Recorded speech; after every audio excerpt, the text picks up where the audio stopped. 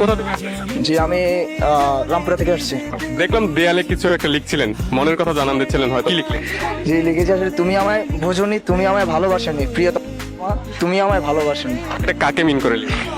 আছে একজন যিনি চট্টগ্রাম বিশ্ববিদ্যালয়ে পড়ে, বাট এখন তার সঙ্গে আমার আজ কোনো যোগাযোগ নেই। ছেলে নামে অবশ্যই মেয়ে। ভালোবাসার মান। জি ভালোবাসার ছিল এক সময়, এখন আর কোনো যোগাযোগ নেই। আচ্ছা, তাকে উদ্দেশ্য করে লিখলেন। জি অবশ্যই। এটা কি মানে খুব আক্ষেপ থেকে নাকি আবেগ থেকে? ভালোবাসা থেকে? এখান থেকে এই যে কাছে না দেখেন যেভাবে ধরকাইতেছে, এখান থেকে। তো উনি কি একদমই চলে গেছে, কখনো ফিরে পাওয়ার সুযোগ আছে? তুমি কি তো কখনো ছেড়ে যায় না।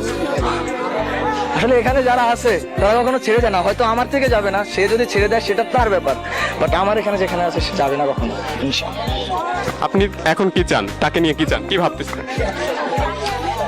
শুধু এই রাস্তায় 5টা মিনিট হাঁটতে চাই, এই রাস্তা উঁচু, 5 মিনিট হাঁটতে চাই। ভিডিওর মাধ্যমে তাকে কিছু বলবেন? আসলে বলার কিছু নেই, যে চলে যায় তাকে যেতে দেওয়া উচিত। সুখে থাকার জন্য তো ছেড়ে যায়, সুখে থাকার জন্য তো সবাই ছেড়ে যায়। চলে যাওয়ার কারণটা কি ছিল? ভুলটা কার ছিল? ভুলটা ছিল আমার। ভুলটা ছিল আপনার, এই ভুলের কারণে সে ছেড়ে গিয়েছে। আচ্ছা, সে কি পারতো না যে আপনার ভুলটাকে শুধরে নিতে? অনেকগুলো ভুল শুধরানোর পর তার পক্ষে আর আমার ভুল শুধরানোর হয়নি, আর সম্ভব ছিল না।